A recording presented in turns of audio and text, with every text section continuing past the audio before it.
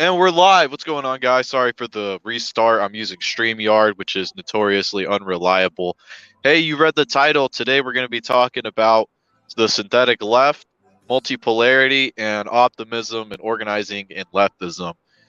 So, as you just heard from my last attempt at live streaming, Caleb Maupin is someone who's been pushing this idea of the ultra left for a while. And if you don't believe me, look at who pushes the idea of the ultra left online.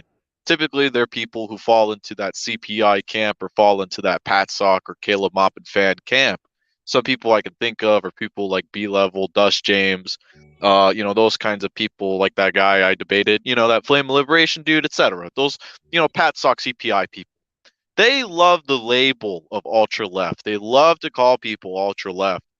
But what's funny is if you really pause and think about it for a second, who is it that's ultra left? Is it me, Jason Unruh, fellow traveler, Hakeem, Tovarish and Dimian, Yugopnik, Second Thought, etc.? Is it us that's ultra left? Is it our camp that's ultra left? Or is it in fact these people who call us ultra left in the first place? Is it in fact them who are ultra left?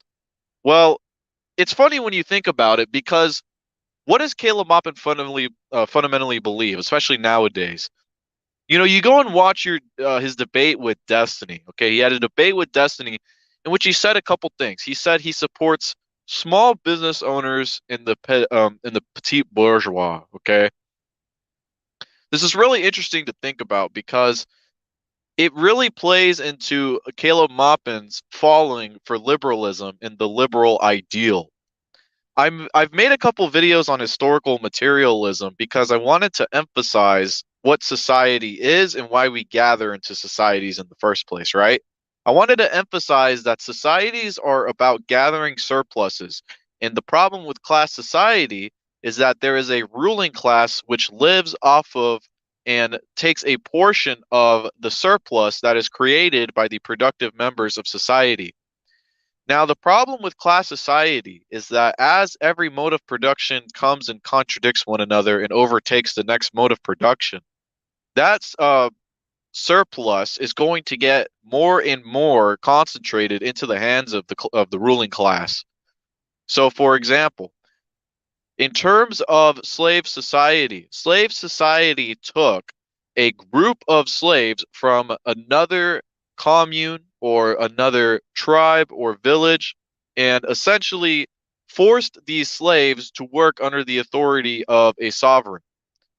Now, what ended up happening was we had a lot of rights and we had a lot more individual property and a lot more individual surplus for non-ruling class people in these previous societies.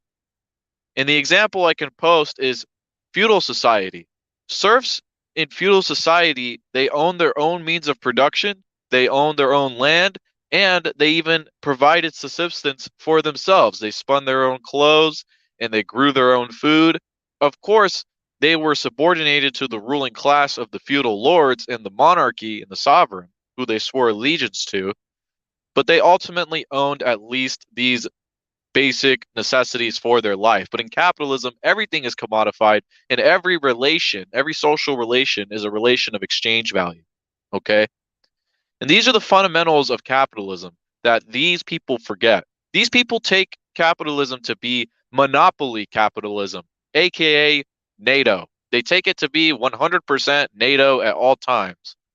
This is not the case.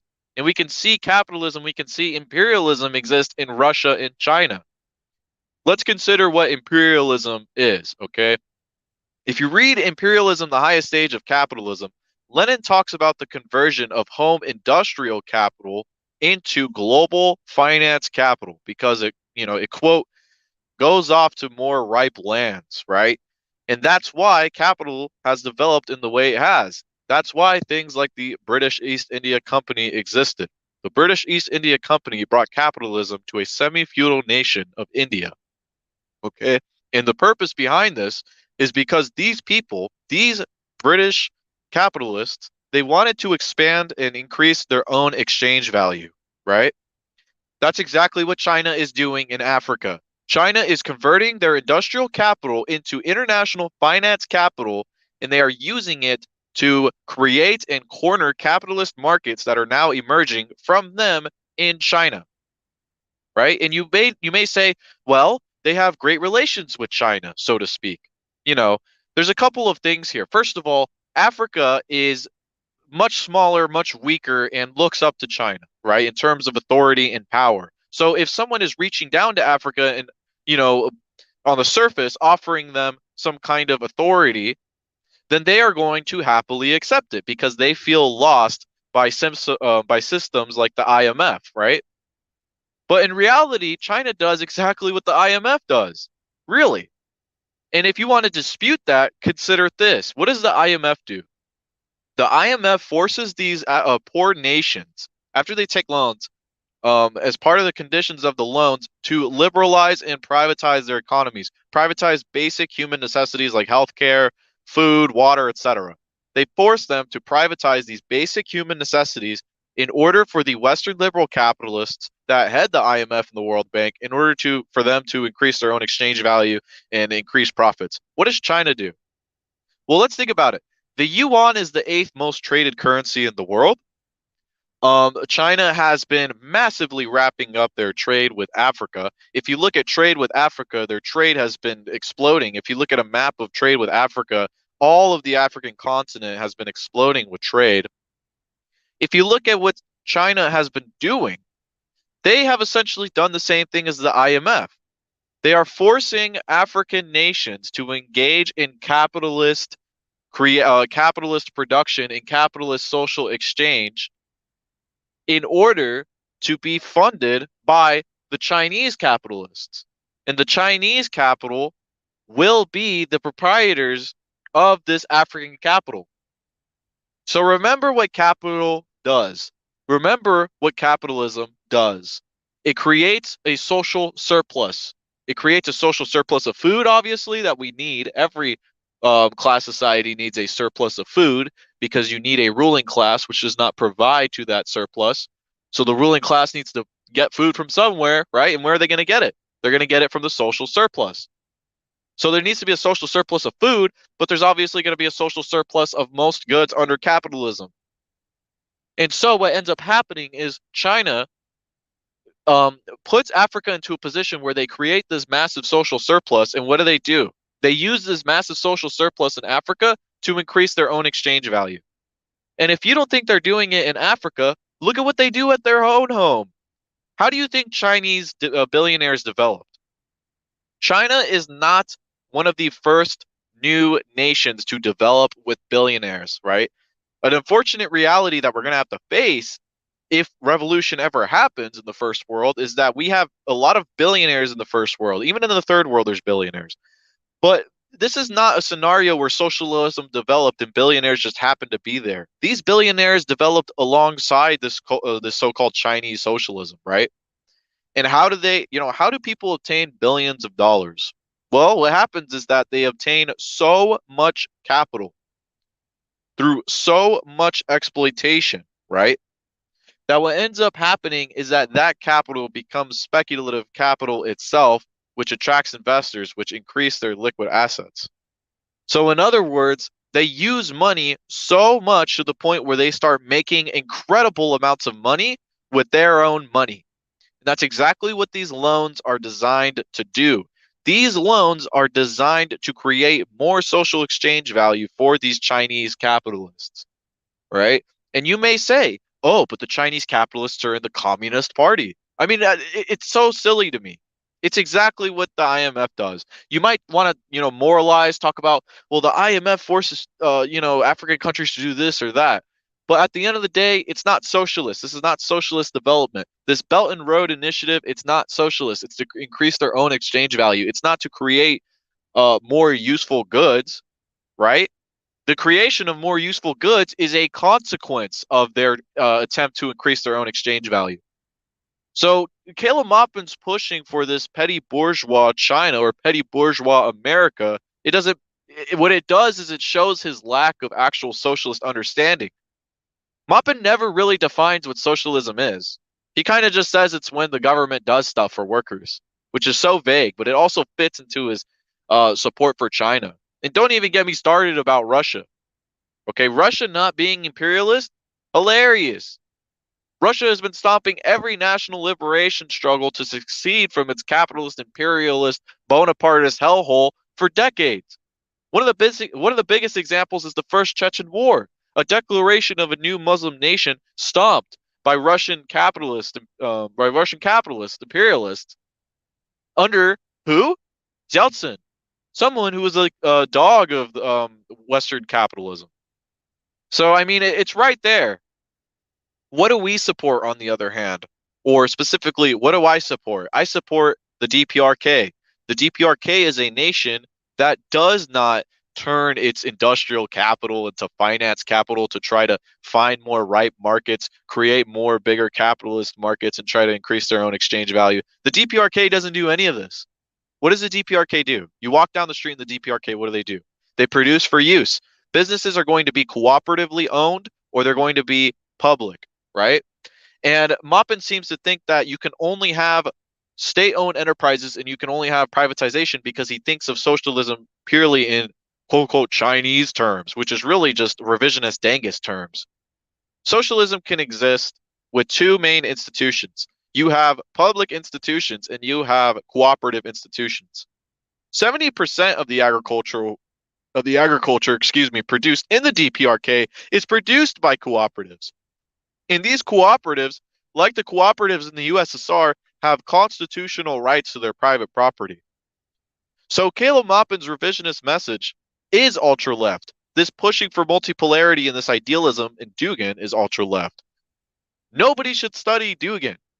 Dugin is completely nonsensical, and I'll get into a lot of quotations from Dugin, but Dugin is nonsensical. This multipolarity is a reverse Kautskyite idea of ultra-imperialism, and it also plays into Trotsky's social patriotism and social chauvinism. So I will talk about that in a sec. So Noah Watson asks, what is my opinion of Cuba? Now, Cuba is a nation which unfortunately has fallen into the trap of a lot of other socialist nations, and that is Cuba was forced because of the fall of the Soviet Union, because of the massive embargoes, and because of general military pressure through things like the Bay of Pigs invasion, etc., to unfortunately liberalize. Now, do I think do I think countries like Vietnam, countries like Cuba, etc., are not socialist? I don't think they are technically socialist at the moment, but I believe that they have been forced by Western imperialism to fall back to market liberal reforms in order to keep the nation producing a big enough surplus. And capitalism, keep in mind, guys, is something that develops nations. It's something that produces surplus. It's something that's really good at making wealth. The problem with capitalism is that this wealth ends up basically coordinating and coming into the hands of very few people who exploit those, within class society who don't work. So Cuba as a nation is an excellent nation. It's one of the jewels of Latin America. When I think of my doctor and when I think of a lot of other doctors, I think of Cubans. I think of Cubans going all around the world and all around Africa and South America providing aid. In terms of Cuba, obviously Che Guevara was not from Cuba, he was from Argentina. But I think of similar doctors from Latin America going around the world, socialism, socialist doctors going around the world and providing mutual aid. So I have great admiration and respect for the nation of Cuba, and their accomplishments during their, quote unquote socialist period. It's just unfortunately they've been forced to adopt liberal policies in order to keep themselves afloat.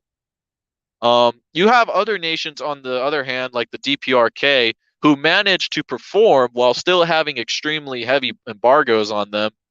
But then again, if you see the DPRK, it's not exactly the happiest nation on earth, unfortunately. And that's exactly because of these embargoes. One thing that people forget is that nations are tied inherently to the ground. Nations do not exist. What we have is a group of people that are allowed a specific group of capital and means of production and means of consumption within certain imaginary geographical borders, right?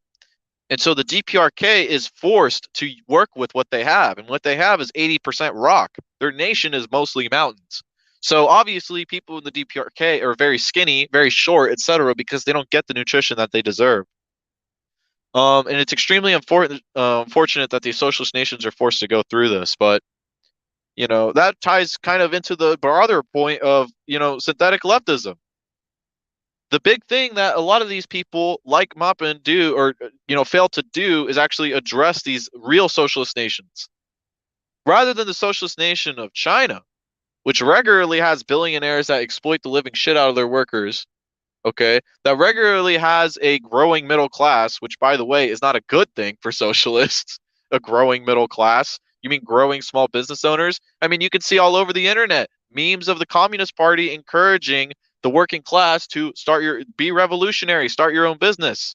Yeah, achieve capital, or gather up capital. Okay, increase your social exchange value, right, and exploit labor. I wonder what that's called. That's called capitalism. In fact, that's how capitalism came out of feudalism. Capitalism came out of feudalism not through this unipolarity and NATO bullshit. Capitalism came out of feudalism through individual petty producers, okay? Let's say a father and a son who gained advantage over one another. During feudalism, there were middle classmen, but these middle classmen could not have really been considered capitalists because they were equal in their trades, right? But what ended up happening is capitalism ascended itself into a series of guilds of tradesmen that would eventually come to achieve capital and produce goods far more significantly, a higher quality and a higher quantity than the feudal tradesmen of old times. And so that ended up lending itself to the creation of capitalism. And so that's exactly what we see with this. China is essentially encouraging its citizens to become capitalists, which is fucking awful. Capitalism doesn't lead itself to anything good. Sure, it creates a shit ton of wealth that gets consolidated into fewer and fewer hands. An example I can think of is UPS just recently cut their package handlers' wages to $15 an hour, forcing thousands of package handlers to quit. A couple decades ago, like in the 90s, package handlers, adjusted for inflation, used to make like $22, a livable wage. But now, package handlers make $15, less than a Taco Bell worker. What is this? It's called absolute exploitation. And the fact that there are dumbasses out there like Hawes who say that exploitation doesn't exist really boggles my mind. And then unfortunately, you have people who are a little bit less versed in theory, and I'm not trying to be condescending, but seriously, you have people who are a little bit less versed in theory, like people like Dust James, who don't understand these things. So when Hawes gets up there and talks at the CPI podium, Dust James doesn't really understand these things. So he says, you know what, I support that. And I'm not saying that you have to read Capital. I'm not saying you have to read all 3 volumes of Capital to understand, what I'm trying to say, but it's still true at the end of the day. We got Base God Flashy, someone who contributes excellent content to my Discord server, which everyone should encourage. I encourage everyone to join my Discord server, by the way. Flashy says that Cuba and the DPRK don't have a choice right now, but China is another question. They definitely could get rid of their capitalist BS, but they don't. I mean, here's what China does, right? China encourages trade of their currency, right? Which is just encouraging the authority of, it's trying to encourage your authority over your home finance capital throughout the globe. So essentially what I'm trying to get at is if China wants every single nation to use the yuan, right? Which is imperialism. That's what imperialism is. Imperialism is turning home industrial capital into international monopoly global finance capital to build capital in ripe lands and achieve that social surplus in ripe lands, specifically Africa. So that's exactly what imperialism is. And they use, these horrible tactics all the fucking time to do these things. Think about their blocking of ports of Africa, or their threats to block ports of African nations that refuse to pay their loans. Does that sound very socialist to you? Does it sound very socialist to go around lending money and threatening to stick up people unless they pay you back? I don't even like, money's not even going to exist in communism in the first place, but we're going around still falling under this commodity fetishism. People are still falling for commodity fetishism. People don't even understand the concept of commodity fetishism. We need to look at our relations materially outside of the relation of exchange value and understand what's really going on. Okay, this mass accrual of social surplus by the Chinese. So Gangaro says, my job just cut hours of our employees. One is only working 8 hours a week. Yeah, this is absolute exploitation right here. Like Marx talked about, this is just simply cutting the working day or simply just fucking paying people less to accrue more social surplus. And one thing that I want everyone listening to this and one thing that I want everyone to understand is look around you. What car am I sitting in right now? I'm sitting in a Nissan. Next to me is a Toyota, and then over there is a Kia, right? What's in my hand? In my hand is a Samsung phone. The clothes on my body are Nike, and my cup is made by Nike, right? The cup I'm drinking out of. What did I just say? Everything is a commodity. Everything is a commodity, and in everything that we consume, it is given to us as subsistence by the capitalist. That is what we mean by subsistence by the capitalist, right? We go to labor to create the social wealth and social surplus that the capitalist enjoys, and then the capitalist gives us in return just a small little bit of sustenance. This is exactly what we want to avoid in socialism. We do not want to have a society in which we have fucking nothing to sell but our labor power. So we're forced to labor and get back just a little bit of of sustenance, right? But unfortunately, this is what China does. This is what Russia does as well. In Russia, you have people toiling in the oil fields to generate all this crude oil for these Russian billionaires who sit on their fat asses on their yachts in Europe, right? This is exactly what happens in Russia. And Russia's supposed to be anti-imperialist as they expand their capital around the globe. That doesn't sound very anti-imperialist to me. Um, you know, LOM says China is like if the U.S. Green Party ran a country. Cito here, by the way. What do you think of the Amazon labor union?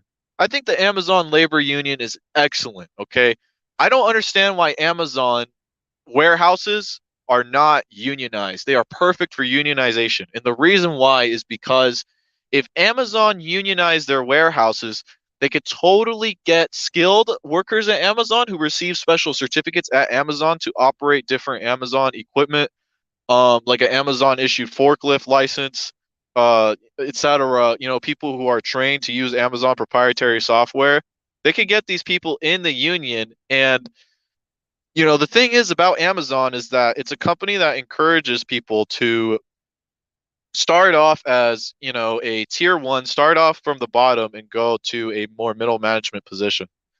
Um, so I think it's important that we control the flow of these skilled people, right? I think it's important that we don't just let Amazon dictate who gets hired when and how many people get furloughed this year, etc. I think a union is great because a union's going to allow people to bargain for less exploitation. And unions in general are extremely revolutionary, guys. And Lenin said it himself, whether it's a reactionary union, whether it's a progressive union, we need to be in unions because unions are the first apparatus that the working class has to become political, right? It's not through, even though I support communism on social media, even though I support communism like in the format I'm doing on the internet, the first mass apolitical awakening happens through the labor union and through communists in the union.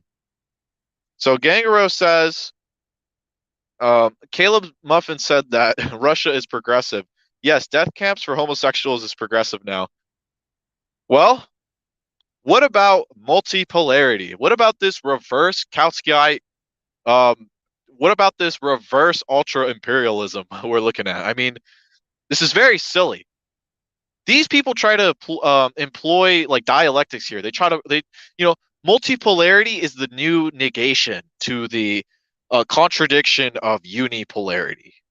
I mean, come on, like it's so silly. What is this? This is not materialism. This is not dialectics. This has nothing to do with Marxism, Leninism. Okay, unipolarity was created by the fucking batshit, and frankly, Russian Russian psyop, Alexander Dugin.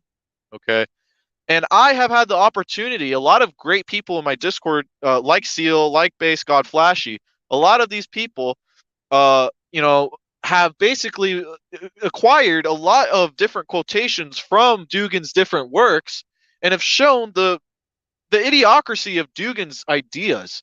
Dugin is the king of ass pulling. So many of the things he says are wrong, just straight wrong. For example, Dugin speaks about the four different political tendencies, and he talks about the third political tendency, communism. And he says that communism is less dogmatic than capitalism. This is what's known as ass pull philosophy, because capitalism is sure as hell dogmatic. Not only superficially has capitalism spent the last 100 years going around installing head chopping juntas all over the world to try to stop communism, but capitalism has a long tradition of being extremely dogmatic. I mean, look at the new form of capitalism in the form of the Chicago School, the Austrian School, von Mises and Hayek. These go against even the classical capitalist economists like Adam Smith and David Ricardo. The classical capitalist economists had more to do with Marx. They believed in the labor theory of value. They believed in Marxist differential theory of rent. They believed alongside Marxist economics. But these extreme neoliberal economists and these neoliberals, they are extremely dogmatic to capitalism. So this idea that there's no such thing as like that capitalism's just less dogmatic than communism, it just happened. Very silly, very false. Dugin is also an idealist, okay? He's influenced by Eurasian nationalism. He doesn't think materially. You know, a lot of these self-proclaimed materialists, they fall into the same catches of cultural hegemony over and over again. They swear their allegiance to a nation. What is the nation? The nation is nothing more than a territorial relation of the national bourgeois to their national proletariat. That's all the nation is. And the nation creates, the national bourgeois create hegemonic myths and symbols to enforce that rule of their home capital. For example, the Manifest Destiny, okay? Another example is the U.S. anthem, right? The U.S. Pledge of Allegiance. All of these things are ideas created by the national bourgeois in order to enforce an allegiance to a national bourgeois that ties and tries to relate the ruling class to the proletariat. And think about it. I mean, who is Elon Musk? Well, he's a Canadian like me. You know, who is Jeff Bezos? Well, he's an American like me. You know, Donald Trump is an American is the worst idealist statement that you can make. Putin is a fellow Russian. These are the most idealist anti-Marxist statements that you could make because they are completely false. Putin is not a Russian. Putin is the fucking Bonapartist king of capital in Russia. That's what he is. He's not, Putin is not a man of strength helping his country. And this moralization of nations is completely BS. Nations are a creation of capitalism. Okay, nations did not exist in feudalism. We didn't have this nationalism in feudalism. Instead, people swore oaths to sovereigns. Okay, think about Louis XVI. Think about Marie Antoinette. Think about all these people who represented the feudal order in France.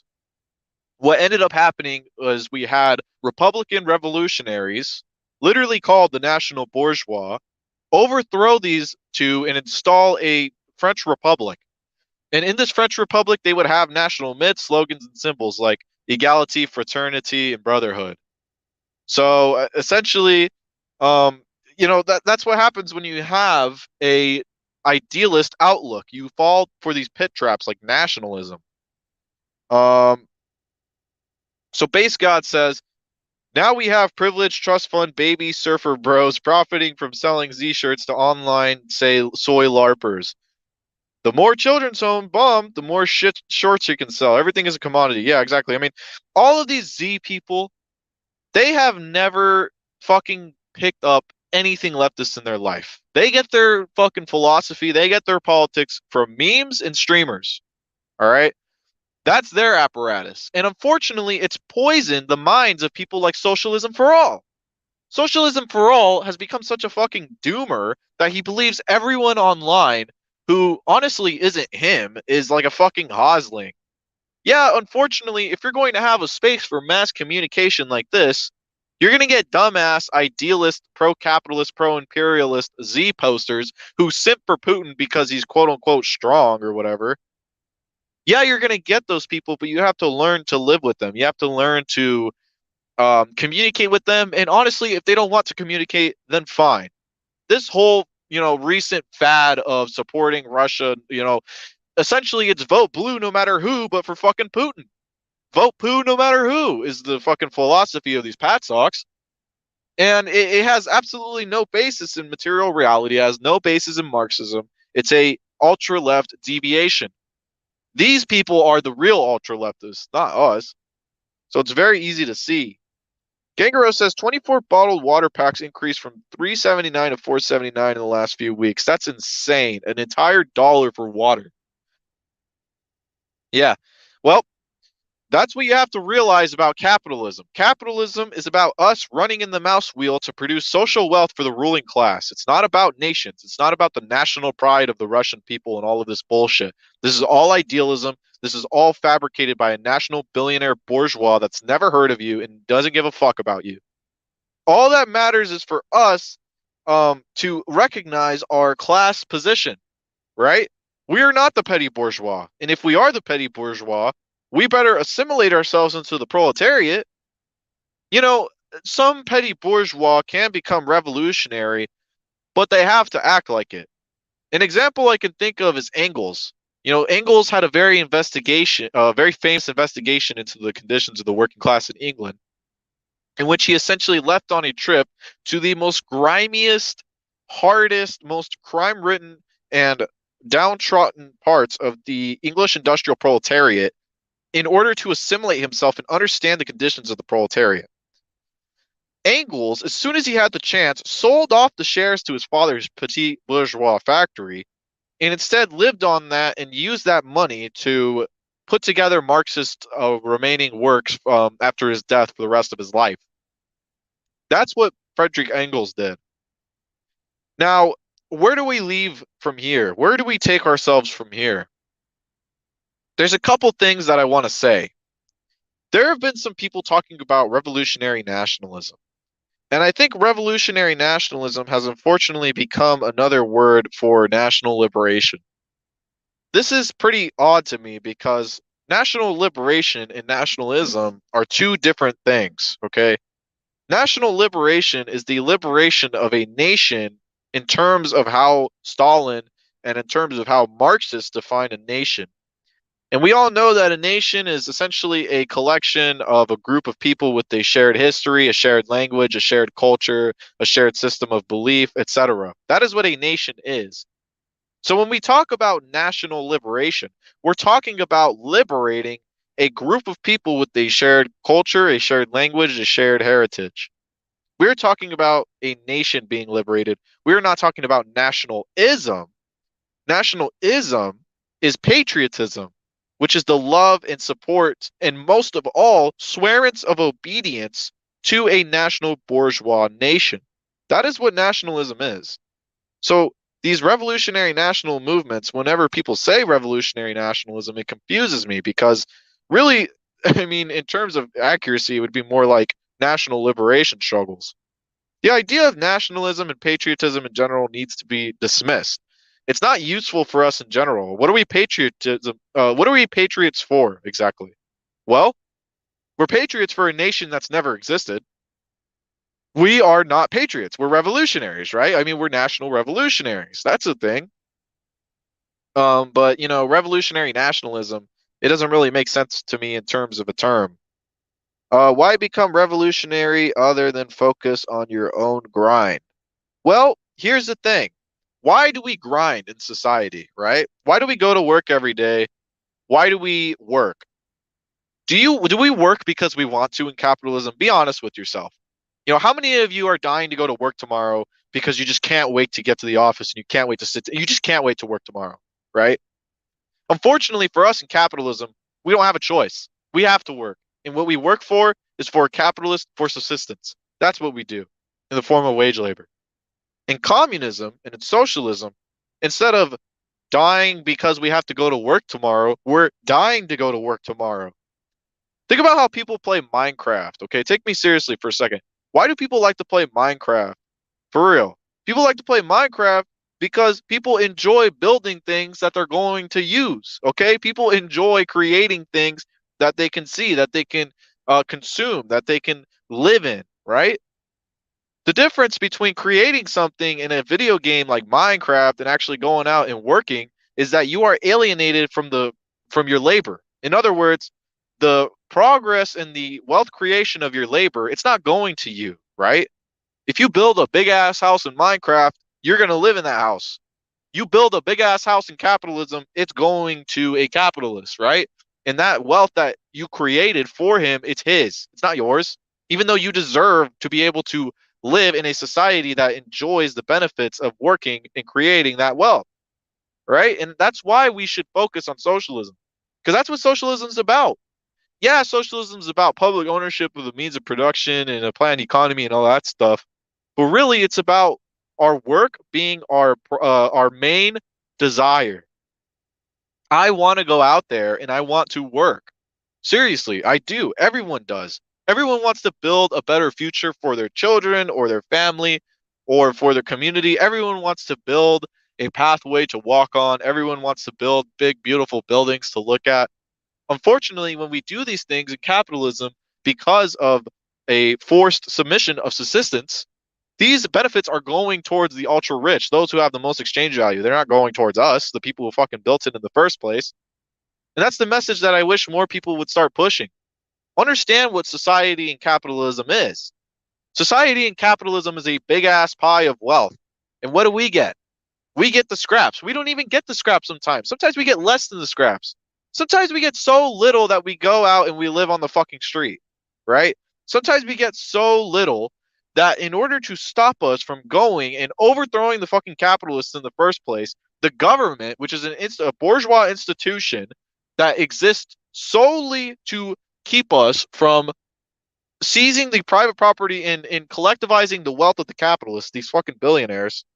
The one institution that stops us from doing this, the state, okay, we should not be patriotic towards the state. This state is a direct roadblock.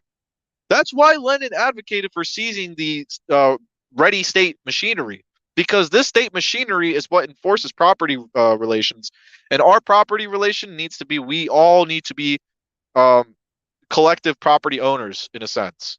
We all need to be entitled to what we create.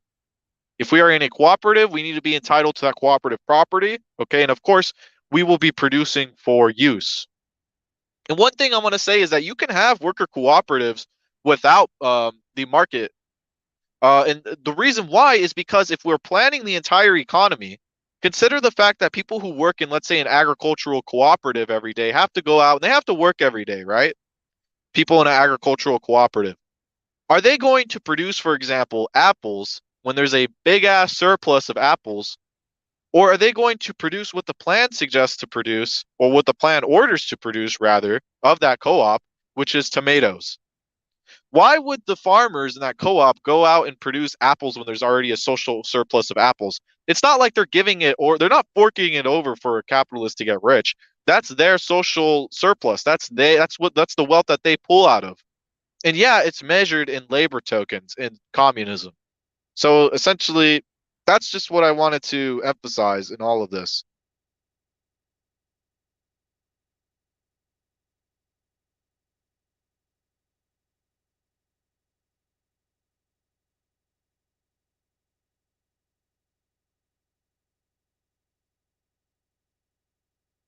Yeah, okay. One thing Caleb brings up, workers owning and controlling the means of production. All you hear is him talking about producing more and more for zero reason. Yeah. I mean, Caleb is obsessed. These people are fucking obsessed with, or Caleb specifically actually is obsessed with creating wealth. And really, it's not about getting rich. That's bullshit. What it's about is justifying dangest revisionism, which is itself ultra left. It's not even just ultra left, it's just a straight up rightist deviation from what Marxism is. Marxism says that yes, capitalism will create wealth, but eventually we need to reach a point where we realize that the pie of capitalist society of social surplus, four people own half the wealth, own half the world's wealth. I believe even more wealth is owned by them now. I mean, think about how much wealth is accumulated every single day by billionaires. Fucking Elon Musk just bought Twitter. Think about stuff like that. All of these resources, all of this finance capital, all of this capital is being bought up and consolidated. The speculation on this capital is increasing. People are getting more excited for these products. People are spending more. Inflation is going up. Profits are increasing. I mean, look at the profits of, people want to talk about our gas prices going up. Look at the fucking profits of ExxonMobil, Shell, Chevron. They haven't gone down. Our prices have gone up. Why is that? It's because every time you buy anything in capitalism, anytime, I want to emphasize this, anytime you take out of the anytime you take out of the means of consumption in capitalism, you are generating profit for a capitalist, which is completely bullshit. Let's say I go through a family emergency, right? Like, all of a sudden my family, they just need immediate medical attention. Well, I better have some fucking money on me, right? Because if I don't, what's going to happen? Two things could happen. My family could die, or I could go through the state. Now, the state exists in order for us to, not die. The state takes from the social surplus value of, or the state takes from the surplus value of the capitalists, right? Obviously, the surplus value is not social yet. They take from that surplus value and they redistribute it to the proletariat so that the proletariat does not just get up and seize the social wealth of the capitalists. That is exactly what the state is for. Being patriotic to the state makes no sense. The state needs to be seized, not obeyed and worshipped. Che says, but according to Pat Socks, the state is different than the people. Yeah, I mean, it's very silly. I mean, we have this notion that the state is different from the people, right? But at the same time, for Pat Socks, honestly, with Pat Socks, we have this notion that the state is the people. I mean, we have the notion that Putin's just super popular. Everyone loves Putin. Putin's doing the right thing. Putin may be a capitalist Bonapartist piece of shit, who stops national liberation struggles like Chechnya. Putin may be a complete capitalist piece of shit, but at least Putin, hey, at least he's popular. At least he's connected to the people. And that's what the real ultra leftism is. This idea of multipolarity. I want to talk now a little bit about the idea of multipolarity. The idea of multipolarity is a inverse of Kautsky's theory of ultra imperialism. The idea of multipolarity is that that we currently live in a unipolar world where NATO is the sole hegemonic being that controls the world. First of all, let's stop right there. Is this true? Obviously, it's not true. NATO, obviously, it's not true because on the United Nations Security Council, right, there are two non-NATO aligned nations that are permanent members. They cannot be kicked off of the Security Council, and that is China and Russia. So immediately, fucking China and Russia wield massive power. They are permanent members of the UN Security Council. They are permanent members of the UN. Everyone else is a temporary member of the UN. Okay? That's the first thing. The second thing I want to emphasize is that in terms of the strength of the power, the military power of both Russia and China, it's absolutely colossally ginormous. China already has the biggest military in the world. Russia itself has the most stockpiled number of nuclear weapons. So it's very silly to say that these nations are under threat. Like, like this is Iraq we're talking about. Like this is Syria, a small defenseless nation. These are two conglomerate superpowers. These are two superpowers with more influence than you or I or any Russia shill on Twitter will ever fucking see in our entire lives. These are two nations backed by hundreds of billionaires, or dozens and dozens of billionaires, rather, and hundreds of millionaires. Tons of fucking finance capital goes into both these nations. So are these nations victims? Are these nations victims? No, they are competing imperialist powers. They are competing with Africa for Africa's resources. So what do? Well, they expand their finance capital into Africa in order to expand their in order to increase their exchange value by creating more capital in Africa. Yeah. Here's something in anti-During. Engels says the modern state, no matter what its form, is essentially a capitalist machine. The state of the capitalist, the ideal personification of national capital. And it really is. The state itself, guys, was created because national capital secured itself in borders, it secured a home market, and it essentially moved an entire group of agrarians with stuff like the closure of the commons, etc., into the cities to produce goods for capitalists in defined borders. That's what capitalism did. That's why capitalism industrialized so much. Capitalism industrialized because industrial goods were extremely profitable. So it moved people from the agrarian fields in the agrarian sector into the industrial sector because it's much more profitable to produce industrial goods. And that's why capitalism industrialized. Capitalism doesn't industrialize because it's just capitalism and capitalism does that. It industrializes for a reason. That reason is not really good itself. It's just something that it does. It's a consequence of it. Think about the old industrial areas of England and think about China itself. China is completely fucking polluted, right? And that's a consequence of what capitalism does. Is rapid industrialization. It comes at the house of the cost of ecology, the cost of say of a healthy sanitary living. So yeah, how do you think we can go lower and deeper into the masses instead of dragging our feet behind left liberal politicians? I think the way we get into the masses, right? If we want to talk about the masses, because this is a word that's thrown around so much. The masses, the masses, the masses, the masses. Who are the masses? The masses are me, you, everyone else watching this channel. We are already in the masses.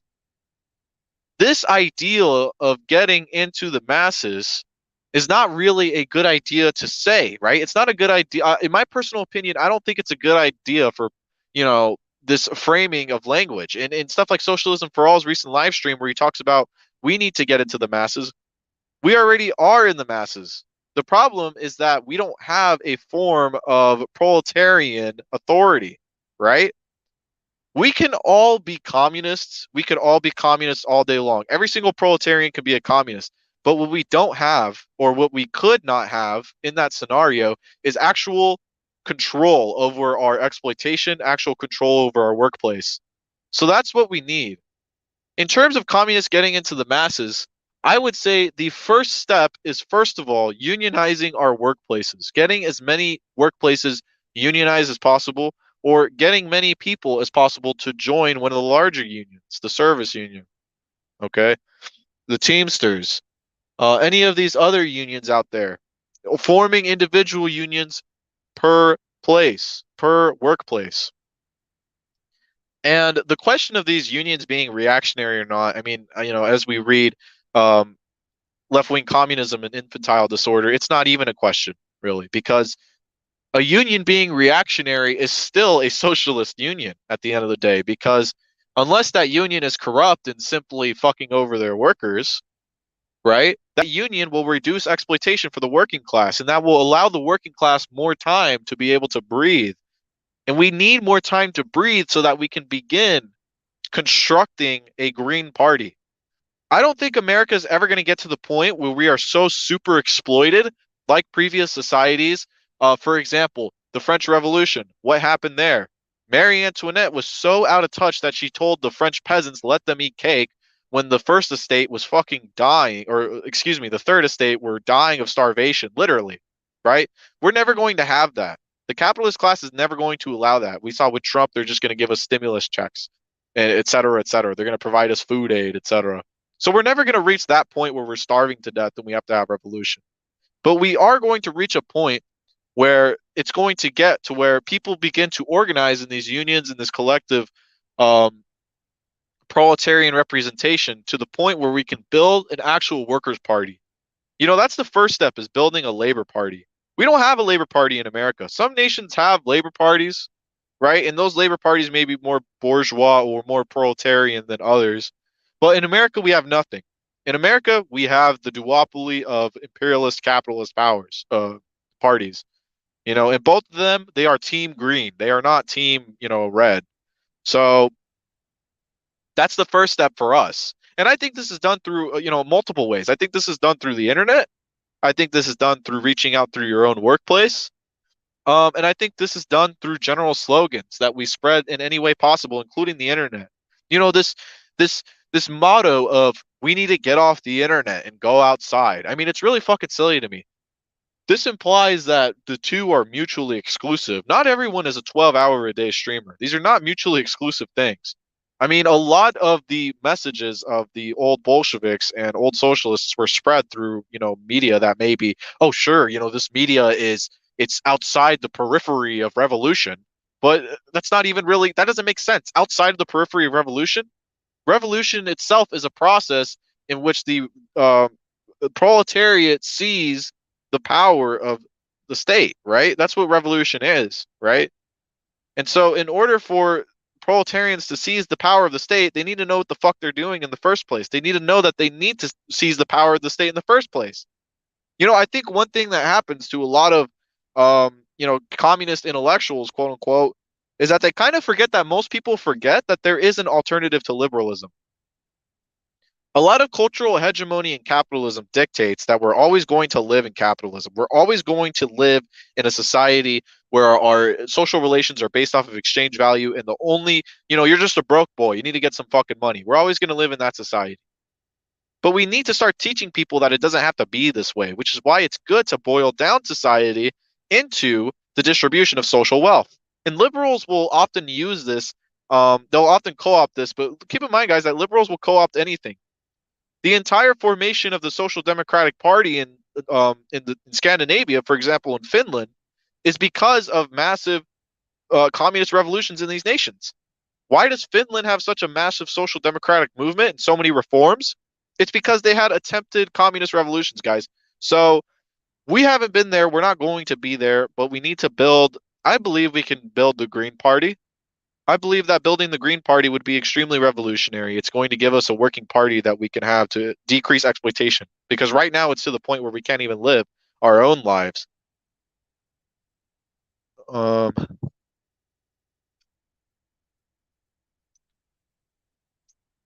so that's just what I wanted to, come out and say. Like I wanted to express these things because so many times, people retreat into their own individual, areas. So many times people, retreat into their own individual corners of YouTube and the internet, etc. Um, Barack Obama. Why do the shit posters come out at 1 a.m.? Um, yeah, capitalism is why the Earth's ecosystem is collapsing. Even feudalism did destroy nature itself. Exactly. This massive abundance of capitalism, this massive abundance, it's a consequence of the increase of exchange value. What increases exchange value by a fuck ton? Oil. What destroys the Earth? Oil, fossil fuels. So that's just the reality we have to face.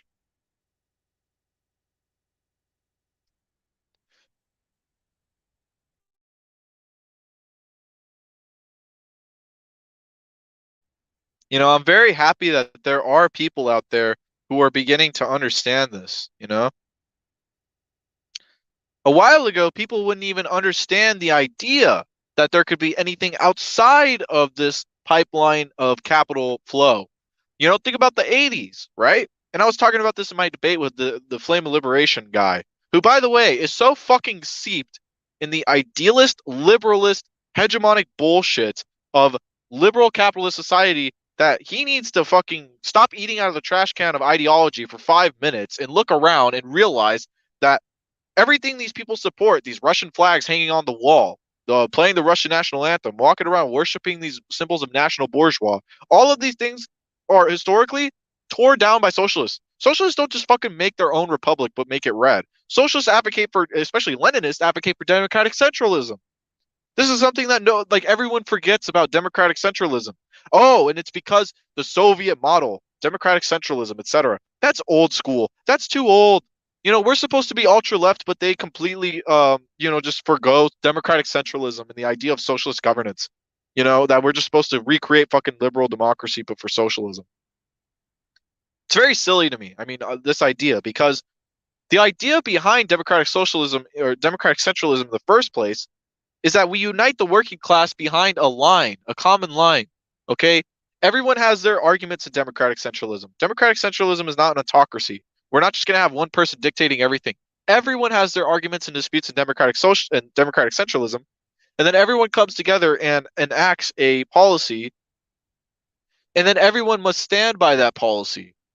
And the purpose behind that is so that the working class can secure themselves a unified, socially greater society in which we don't have to quabble over bullshit. Okay? You know, one of the main things that happens when we have democratic centralism, and another thing too, is the reason why democratic centralism is practiced in communist parties and why the philosophy of democratic centralism is good is because it allows people to confront each other on disagreements and reach a mutual agreement. I mean, when people stand behind these barriers, the computer, the pen, all of these other fucking things, when they don't actually see each other and argue with each other, when they aren't forced to confront each other and come to a conclusion, right?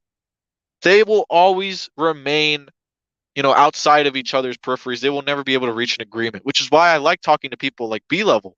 Because when I talk to B level, or even when I talk to someone like Default on voice chat, it forces the other person, it forces everyone involved to think less in terms of this, egotistical, I want to be right approach. I want, my ideal world and I want my ego to always be right.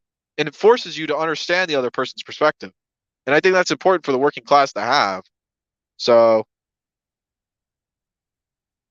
interesting notifications I'm getting.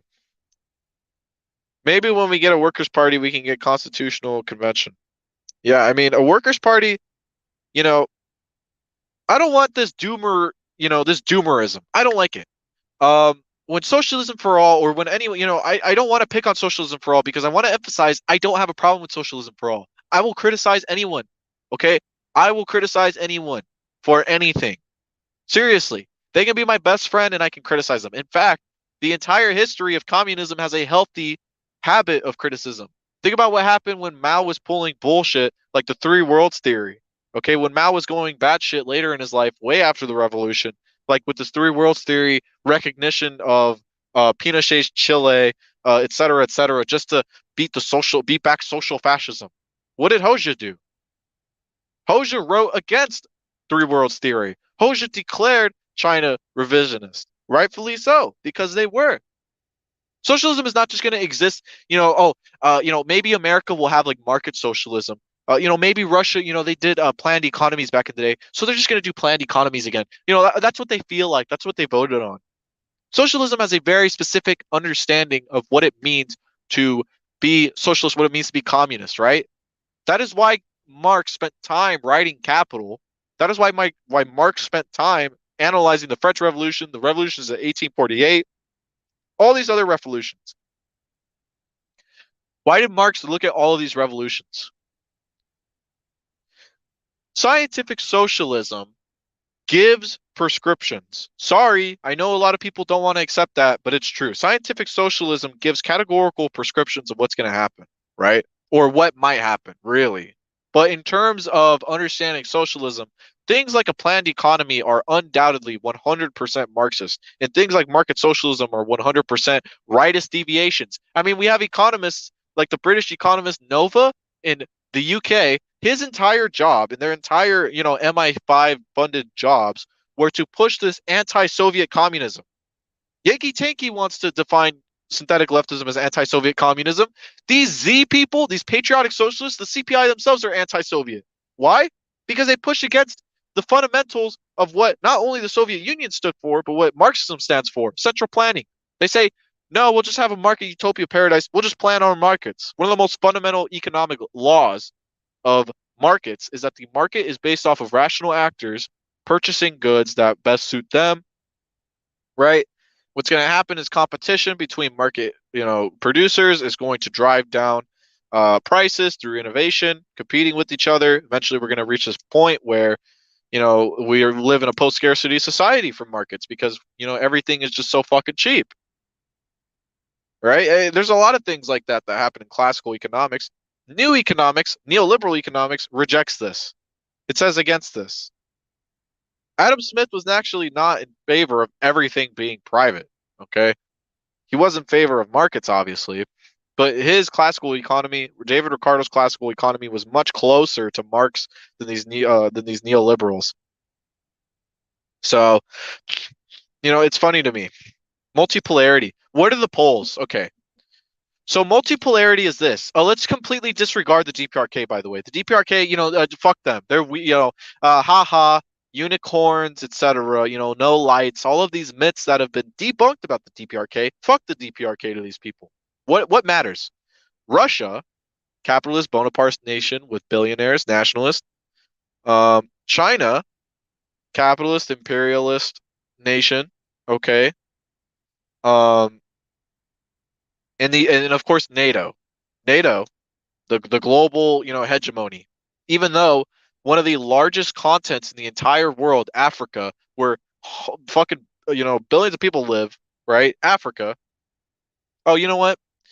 It doesn't matter if China does virtually all trade from the fucking top of the Sahara, from Tunisia to all the way at the bottom of Cape Town. It doesn't matter if China does trade with, all these hundreds and hundreds and hundreds of millions of people living in Africa and all of these African nations. All 50 something African nations. It doesn't matter, right? Because they're still victims of imperialism, because NATO is bad and pink haired liberals are bad. I mean, it's silly. So anyway, there's been Leftism today here, guys. I hope you enjoyed the live stream. Just wanted to get on here. Just wanted to talk. Expect more good video essays coming from me soon. And I hope everyone remains optimistic. I hope everyone realizes that revolution is coming. But I do encourage everyone here to join the Green Party. I also encourage them to join any local communist party to them. Getting in the party is the first step.